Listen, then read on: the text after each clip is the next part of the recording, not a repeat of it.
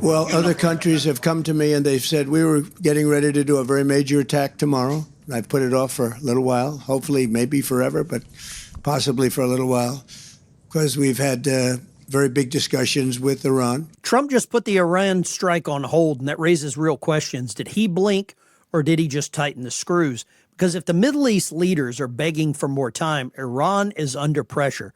U.S. forces are already in position.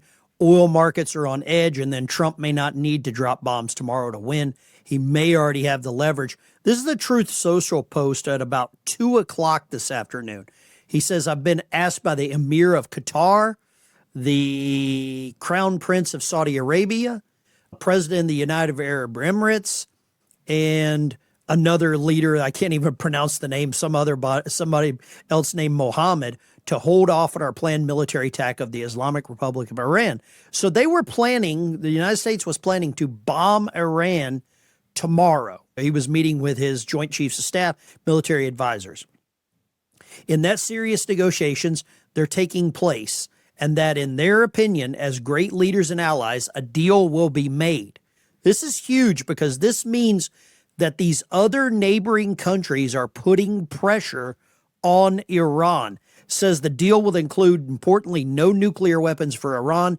Based on my respect for the above-mentioned leaders, I've instructed Secretary of War Pete Hegseth, Chairman of the Joint Chiefs of Staff General Daniel Kane, and the U.S. military that we will not be doing the scheduled attack of Iran tomorrow, but have further instructed them to be prepared to go forward with a full-scale assault of Iran on a moment's notice in the event that an acceptable deal is not reached.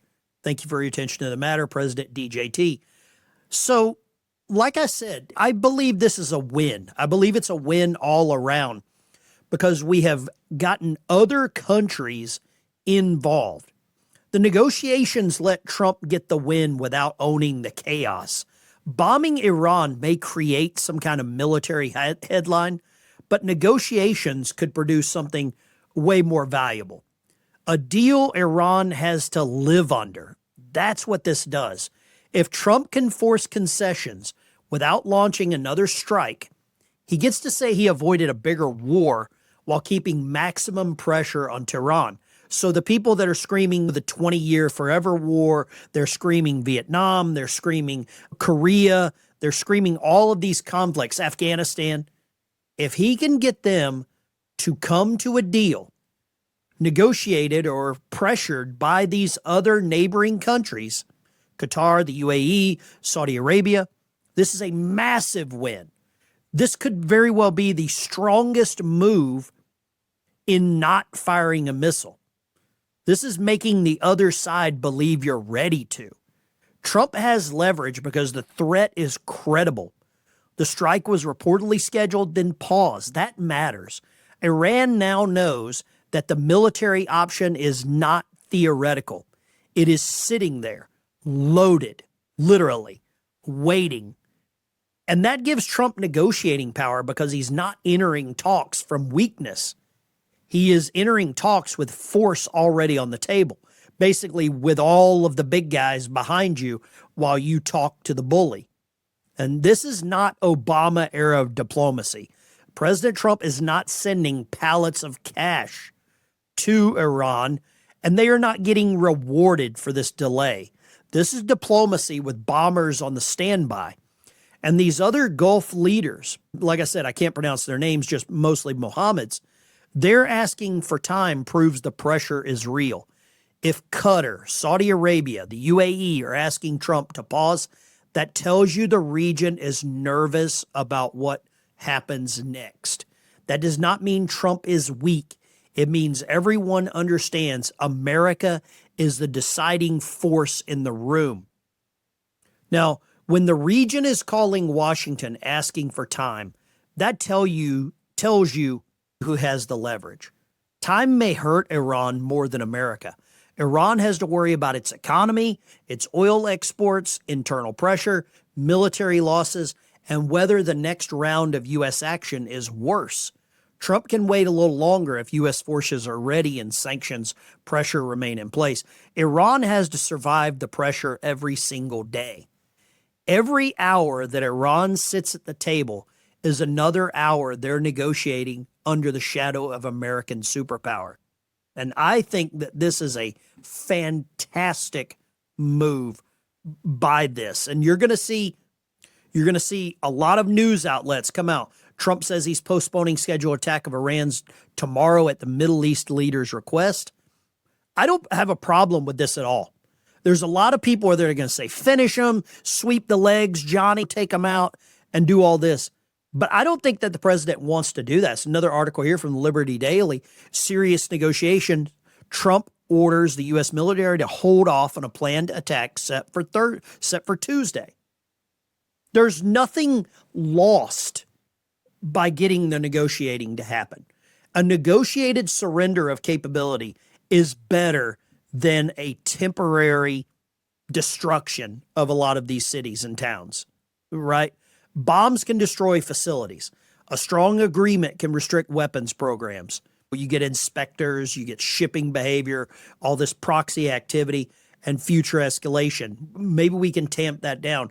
But the key is that any deal has to be enforceable. And this doesn't mean that as soon as this negotiation happens, that the United States military leaves the Persian Gulf. It doesn't mean that all the aircraft carriers just leave. That does not mean that is going to happen. What it is you've got Iran into a corner.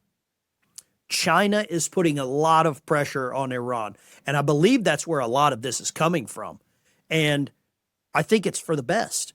It's not a coincidence that the president leaves China 72 hours later. Iran's coming to the negotiating table.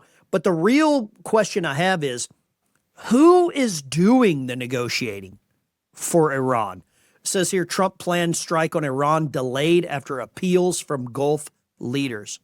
The Gulf leaders, when you start worrying what your neighbor does, you start holding them accountable. And that's what's happening right now. Iran is being held accountable by other members of OPEC, by other Muslim and Islamic countries, and they're saying, look, guys, we need each other for this Strait of Hormuz thing to keep working. And this reported goal remains that stopping Iran from getting nuclear weapons is still one of the most important things to happen. And the goal is not just to hit Iran. The goal is to stop them from becoming a bigger threat. Now, I don't know if this is trolling. I don't know what this is meant to be. Trump just posted a map of Iran with a U.S. flag overlay and in this other cryptic post. And you can see this, all these arrows coming from all of these areas and all of these other countries. And is this just a way to bully them into, hey, we've got you covered? Because that's what the flag looks like. It looks like we've got you covered. I don't know how this plays out, but I'm very happy to see that the first action is not just continued bombing. That's the easy thing. But I don't believe that you get any real change in Iran if you just continue to just batter them. We could have done that weeks ago. So the headline says Trump delayed the attack. But the real story may be that Iran just got one last chance to make a deal with American bombers waiting in the background. That's the big one. And Trump says he's going to hold off on this Iran attack as serious negotiations are underway.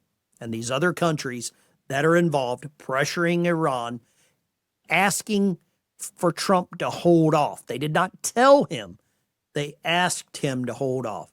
That tells you the president holds all the cards. That tells you the United States military is locked and loaded. That is an insurance policy in the Persian Gulf right now. This is the Ben Dykes Show. Thank you for tuning in.